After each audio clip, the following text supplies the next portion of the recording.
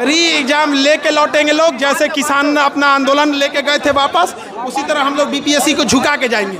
BPSC एक स्वायत्त संस्था है, इंडिपेंडेंट है, जो भ्रष्ट हो गई है। सरकार से कहना है, हम इन भ्रष्टों पर उंगली उठा रहे हैं, आप भी उंगली उठाइए। मित्र नमस्कार, मैं अनिरुद्ध विश्वकर्मा, आप देख रहे हैं हिंदुस्तान सपनों का। उत्तर प्रदेश के महाराजगंज में धर्मात्मा निषाद के सुसाइड का मामला राजनीतिक तूल पकड़ लिया है। धर्मात्मा निषाद की उम्र 29 साल थी और रविवार को उन्होंने आत्महत्या कर लिया और आत्महत्या का दोषी कैबिनेट मंत्री डॉक्टर संजय निषाद और उनके 2 बेटों पर लगाया। उन्होंने अपने फेसबुक पेज पर लंबा चौड़ा पोस्ट लिखा, जिसका महत्वपूर्ण अंश हम आपको पढ़ के सुनाते हैं कि मैंने पिछले 10 वर्ष से कभी अपने परिवार के साथ समय नहीं दिया जितना कि मैंने डॉक्टर संजय निषाद के साथ समय दिया। मैंने डॉक्टर संजय निषाद और उनके परिवार के लोगों के साथ साथ समाज को समय दिया। इस बीच मैंने उत्तर प्रदेश के लगभग 40-50 जिलों में संगठन और पार्टी के लिए कार्य किया, जिसकी वजह से निषाद समाज के युवाओं के साथ साथ अन्य वर्ग के भी युवाओं में मेरी लोकप्रियता बढ़ती गई, जिसके कारण डॉक्टर संजय निषाद और उनके बेटों की बेचैनी बढ़ने लगी कि आखिर यह एक साधारण सा लड़का इतना ज्यादा चर्चित और लोकप्रिय कैसे होता जा रहा है। इसी बात को लेकर के पिछले 2 सालों से डॉक्टर संजय कुमार निषाद और उनके बेटों ने मेरे खिलाफ सामाजिक और राजनीतिक रूप से षड्यंत्र करते हुए मुझे पहले तो कमजोर करने का प्रयास किया, फिर मेरे ही साथ के युवा साथियों को भड़काने व मेरे खिलाफ खड़ा करने के लिए तरह तरह के प्रलोभन देने के साथ साथ मुझे और मेरे टीम के साथियों को फर्जी मुकदमे में फंसाने का तरह तरह का प्रयास करने लगे। आज धर्मात्मा निषाद का शव पोस्टमार्टम के बाद उनके आवास पहुंचा, जहां भारी सुरक्षा व्यवस्था के बीच उनका अंतिम संस्कार किया गया। इस बीच जो उनके अंतिम यात्रा में भीड़ थी, लगभग हजारों लोगों की भीड़, उन्होंने धर्मात्मा निषाद अमर रहे के नारे भी लगाए। यदि डॉक्टर संजय निषाद के राजनीतिक कद की बात की जाए तो डॉक्टर संजय निषाद का राजनीतिक कद बहुत बड़ा है।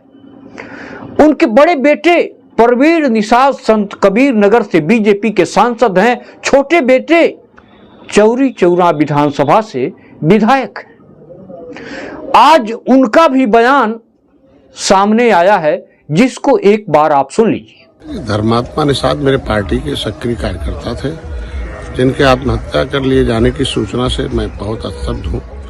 धर्मात्मा का निधन बेहद दुखद है और मेरे लिए व्यक्तिगत क्षति है। ईश्वर से प्रार्थना करता हूँ कि उनकी पवित्र आत्मा को अपने श्री चरणों में स्थान दे।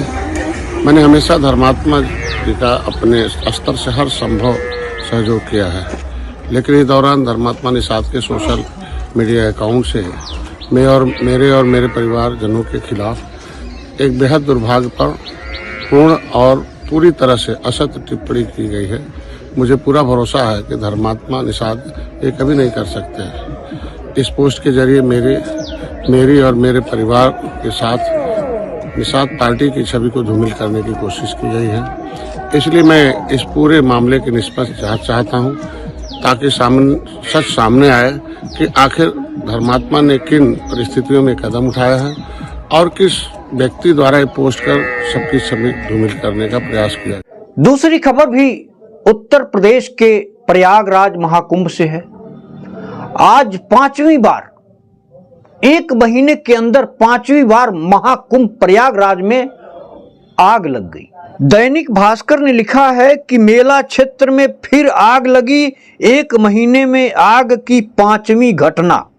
अब बिहार चलते हैं। बिहार में बीपीएससी अभ्यर्थियों ने एक बार पुनः सड़क पर उतर करके री एग्जाम की मांग करने लगे। उन छात्रों का नेतृत्व पटना के खान सर कर रहे हैं। खान सर ने क्या कहा, एक बार सुन लीजिए। री एग्जाम लेके लौटेंगे लोग, जैसे किसान अपना आंदोलन लेके गए थे वापस, उसी तरह हम लोग बीपीएससी को झुका के जाएंगे। बीपीएससी एक स्वायत्त संस्था है, इंडिपेंडेंट है, जो भ्रष्ट हो गई है। सरकार से कहना है, हम इन भ्रष्टों पर उंगली उठा रहे हैं, आप भी उंगली उठाइए। INS ने लिखा है कि educator Khan sir on BPSC row says people will return with re exam just like farmer returned after their protest. यानी कुल मिलाकर के खान सर यह कह रहे हैं कि जिस तरह से किसान MSP की मांगों को लेकर के 13 महीनों तक धरना प्रदर्शन किए और केंद्र सरकार को उनकी मांग के सामने झुकना पड़ा, उसी तरह से हम केंद्र सरकार को झुका करके छोड़ेंगे। रविवार को अमेरिका ने अप्रवासी भारतीयों को अमृतसर एयरपोर्ट पर पुनः भेज दिया है। इस बार 112 अप्रवासी भारतीयों को भेजा है। उनके हाथों में हथकड़ियां और पैरों में जंजीरें पहनाई गई थीं। वहां जिन अप्रवासी भारतीयों को छोड़ा गया, उनमें से कुछ लोगों का कहना है कि एयरपोर्ट पर उतरने के 20 मिनट पहले हमारे हाथ की हथकड़ियां खोली गई और पैरों की जंजीरें खोली गई। द वायर ने लिखा है, अधिकारियों के अमानवीय व्यवहार पर विपक्ष के हंगामे और सरकार की सफाई के बावजूद 1 महीने के भीतर ही निर्वासित लोगों की दूसरी खेप लाने वाले अमेरिकी सैन्य विमान में एक बार फिर इन लोगों के साथ हुए दुर्व्यवहार पर सवाल उठ रहे हैं। निर्वासित लोगों का कहना है कि अधिकारियों ने शनिवार 15 फरवरी की रात अमृतसर हवाई अड्डे पर उतरने के मात्र 20 मिनट पहले ही उनकी हथकड़ी और जंजीरें खोली। मालूम हो कि दूसरी उड़ान में कुल 116 भारतीयों को निर्वासित किया गया, जिनमें से 67 पंजाब से थे। इसके अलावा हरियाणा से 33, गुजरात से 8, उत्तर प्रदेश से 3, गोवा, महाराष्ट्र और राजस्थान से 2-2 और हिमाचल प्रदेश और कश्मीर से 1-1 अप्रवासी भारतीय शामिल थे। कई निर्वासित लोगों और उनके परिवार के सदस्यों ने मीडिया से बातचीत करने से इनकार कर दिया। विदेश मंत्रालय के सूत्रों ने कहा है कि शनिवार रात को उतरी उड़ान के दौरान महिलाओं और बच्चों को बांधा नहीं गया था। मालूम हो कि इससे पहले 104 निर्वासित लोगों को लेकर के अमेरिका का पहला सैन्य विमान 5 फरवरी को अमृतसर के श्री गुरुदास जी अंतर्राष्ट्रीय हवाई अड्डे पर उतरा था। यानी विदेश मंत्रालय यह कह रहा है कि शनिवार रात को उतरी उड़ान के दौरान महिलाओं और बच्चों को बांधा नहीं गया था। तो इससे यह साबित होता है कि सिर्फ महिलाओं और बच्चों को नहीं बांधा गया था, लेकिन अन्य जो पुरुष थे, जो नौजवान थे, उनके हाथों में हथकड़ियां, पैरों में जंजीरें बांध करके लाया गया। 12 फरवरी को भारत के प्रधानमंत्री अमेरिका के दौरा पर थे, लेकिन उसके बावजूद भी अमेरिका इस तरह का बिहेव भारतीय अप्रवासियों के साथ कर रहा है, यह निश्चित ही शर्मनाक घटना है। इस बीच कांग्रेस की राष्ट्रीय प्रवक्ता सुप्रिया श्रीनेत ने इस अप्रवासी भारतीयों को हथकड़ी पहना करके और पैरों में जंजीरें बांध करके लाने पर प्रश्न चिन्ह खड़ा किया है। अमेरिका ने जब 104 भारतीयों को पहली बार वापस भेजा तो बंधक की तरह हाथों में हथकड़ियां और पैरों में बेड़ियां डालकर भेजा, और यह देखकर पूरा देश आहत था, पूरे देश ने अपमानित महसूस किया। इसकी सबने घोर निंदा की और इसीलिए यह उम्मीद थी कि 143 करोड़ हिंदुस्तानियों का प्रधानमंत्री जब अमेरिका के राष्ट्रपति से मिलेगा तो वो मानवीयता की मांग करेंगे और वो आपत्ति जताएंगे अपने लोगों के साथ हुई इस बदसलूकी पर, और अमेरिका दोबारा से वो बर्बरता करने की हिमाकत नहीं करेगा। लेकिन अमेरिका ने तो इस बार हर हद पार कर दी। फिर से लोगों को हथकड़ी पहनाकर बंधक बनाकर भेजा, भेजने से पहले डिटेंशन सेंटर में भी बांध कर रखा, और यही नहीं, इस बार तो हर मर्यादा की सीमा लांघकर हमारे सिख भाइयों की पगड़ी तक खोलकर भेजा।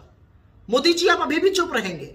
आप अमेरिका मागा मीगा मेगा करने गए थे या देश हित की बात करने? लानत है आपके फर्जी दावों और खोखले वादों पर। और भक्तों, कुछ कहने से पहले ना चुल्लू भर पानी में डूब मरो, क्योंकि ये हिंदुस्तान की अस्मिता का, हमारे अपमान का मामला है, जो शायद आप जैसे लोग समझेंगे ही नहीं। कोलंबिया के अप्रवासी भी अमेरिका में रह रहे थे।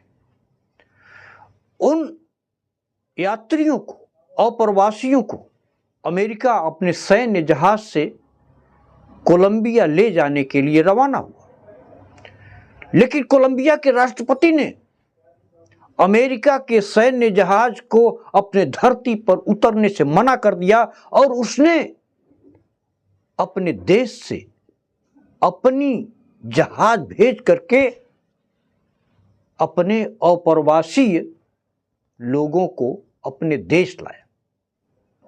कोलंबिया के राष्ट्रपति ने कहा कि अप्रवासी अपराधी नहीं है, इनके हाथों में हथकड़ियां, पैरों में जंजीरें बांध करके नहीं लाया जा सकता है। बहरहाल यह घटना निंदनीय है। जिस तरह से भारत के अप्रवासियों के साथ अमेरिका ने बिहेव किया है, अपराधियों की तरह जिस तरह से हाथों में हथकड़ियां, पैरों में जंजीरें बांध करके भारत की धरती पर उतारा है और अपने सैन्य जहाज से उतारा है, यह निश्चित ही निंदनीय घटना है। मित्र, इससे अपनी बात समाप्त करता हूं। नमस्कार, जय।